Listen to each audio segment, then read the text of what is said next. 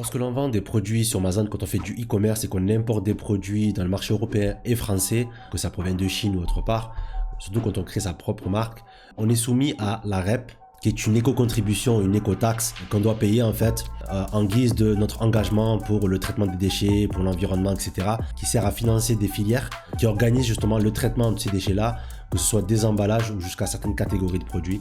J'en parle dans cette vidéo, vous pouvez retrouver en haut pour comprendre un petit peu qu'est-ce que c'est et où c'est qu'il faut adhérer et est-ce qu'on est engagé ou pas par rapport à notre activité.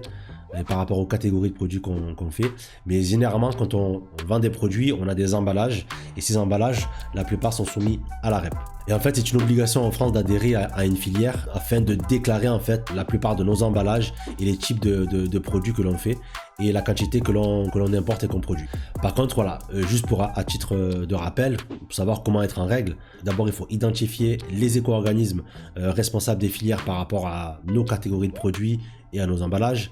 Ensuite, il faut adhérer à ces éco-organismes, donc en payant une cotisation annuelle généralement, où ils vont vous donner un numéro d'identification par rapport à la catégorie de produits. Et après, vous allez enregistrer votre numéro d'identifiant. Par exemple, si vous vendez sur Amazon, il y a la partie REP sur Amazon.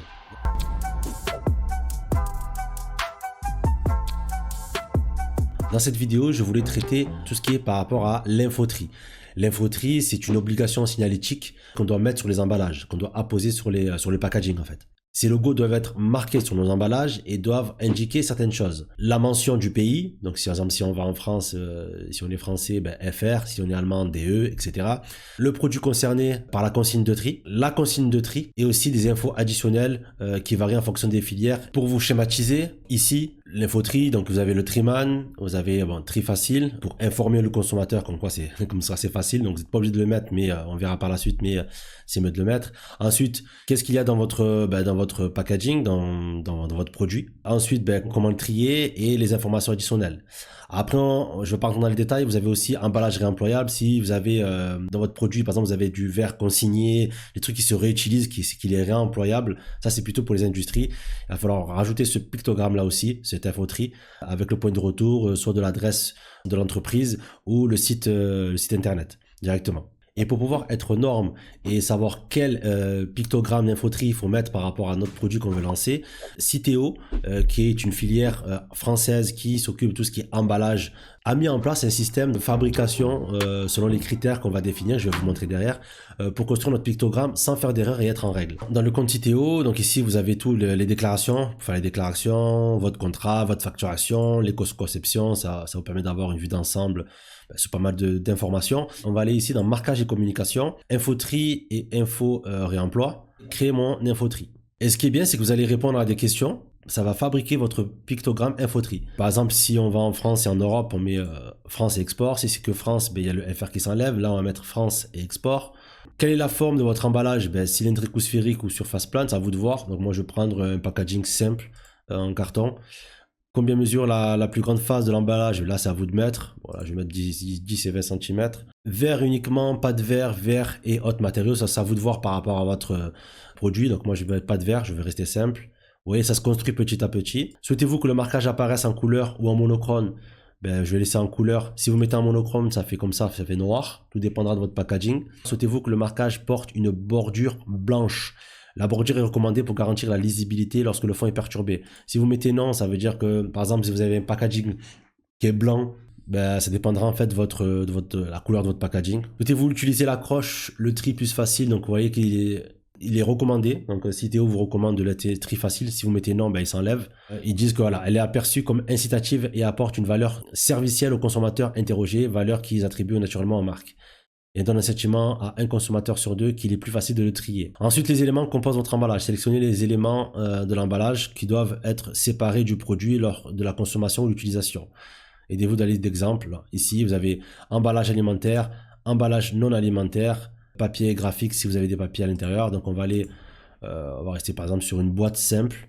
Après, vous avez différents types de boîtes, différents types de bouteilles et contenants pour boissons. Là, si vous avez une bouteille, etc. Donc ça, je vous laisse regarder. Gobelet, bouchon et couvercle. Si vous avez un bouchon, une bouteille de verre avec un bouchon, etc. Pot, bac, barquette et hors-pull. Donc ça, pareil. Si vous avez des barquettes, c'est à vous de regarder. Pot et bocaux de verre, plateau et cagette, Poche, sachet, film et blister et éléments associés. Voilà, si vous avez du sachet, des filets en plus, etc. dans votre produit, quoi. Feuilles d'enveloppage, par exemple si j'ai mes feuilles, vous voyez, ça rajoute à chaque fois les trucs séparément. Comment doivent être présentés les éléments d'emballage? Donc, il vous recommande, ça ce qui est bien avec Citeo, c'est que voilà, vous les suivez, il vous recommande le meilleur. Parce que si vous mettez boîte, c'est écrit texte seul, le pictogramme seul, le pictogramme avec le texte, mais le mieux c'est que le pictogramme. Selon vos contraintes, vous pouvez choisir de présenter vos éléments d'emballage selon 3 modalités. Et pour une lisibilité maximale, nous recommandons l'option pictogramme plus texte. Comment doit être présentée la destination de l'emballage? Donc, soit ici dans le bac de tri de verre, ou soit avec le texte, ou soit le pictogramme seul. 41% des consommateurs estiment que le texte en complément des pictogrammes peut apporter des explications. Quelle taille aura le marquage? 10 mm, 6 mm, donc là vous voyez qu'il est petit, taille standard, horizontale, verticale, donc vous me restez horizontal. Souhaitez-vous ajouter une mention sur complémentaire? Séparer les éléments avant de trier. Également compostable à domicile, ne pas acheter dans la nature. Laisser le bouchon sur la bouteille de brique, donc choisir l'élément, par exemple laisser le bouchon sur la bouteille, par exemple si c'est une bouteille en plastique, le bouchon est en plastique, il vaut mieux laisser les deux. Voilà, maintenant vous pouvez télécharger l'infotri et après vous avez votre élément que vous pouvez envoyer après à votre graphiste ou à votre fournisseur pour qu'il puisse la poser sur votre packaging. Donc vous voyez, c'est très simple grâce à Citeo qui vous facilite la création de votre infotri. Donc là je vais vous montrer un peu des exemples en fait de produits, et en fait ce que moi j'aime bien dire à chaque fois, c'est que lorsque vous souhaitez commercialiser un produit, le mieux c'est de par exemple se rendre en magasin et de voir en fait ce que vos concurrents les plus sérieux, les plus gros concurrents en fait, je parle, ce qu'ils mettent en avant sur leur packaging, et ça vous permettra d'avoir en fait une inspiration, des informations que vous devez apposer en termes de certification, etc., pour pas avoir de problème lors du dédouanement et lors de vos importations, et surtout aussi avec Amazon. Là on peut regarder par exemple de ce produit là où on a l'infotri avec les tablettes, ça c'est le séparateur des capsules, c'est Nespresso ça, et le bac infotri. Après vous avez d'autres labels comme FSC, etc. En fait le label FSC c'est un système de certification de la gestion des forêts, mais ça labellise aussi le bois qui est extrait des forêts. Lorsque vous voyez le label FSC sur un objet comportant du bois, cela garantit que ce bois est issu d'une exploitation forestière légale disposant d'une gestion durable. Également, cela signifie que ce bois n'est pas lié à la déforestation et que son extraction ne nuit pas à la biodiversité, etc.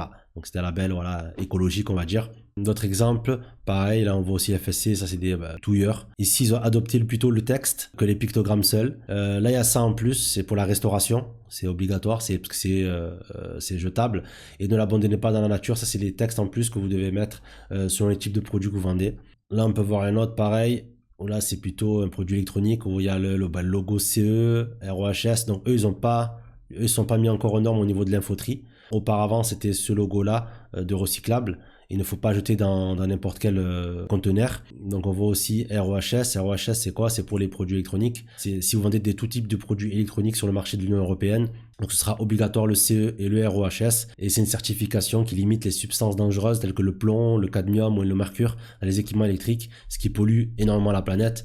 Au sein de l'UE, en obtenant une certification ROHS obligatoire, votre entreprise bénéficie des avantages suivants: améliorer la fiabilité et l'efficacité de votre produit, augmenter la confiance du client, fabriquer des produits sûrs et utilisés, et créer des relations commerciales à long terme avec des clients dans l'Union européenne. Donc voilà, grosso modo, ce que je peux vous dire. Donc si vous respectez bien l'infotri, vous serez tranquille par rapport à vos packaging et vos importations.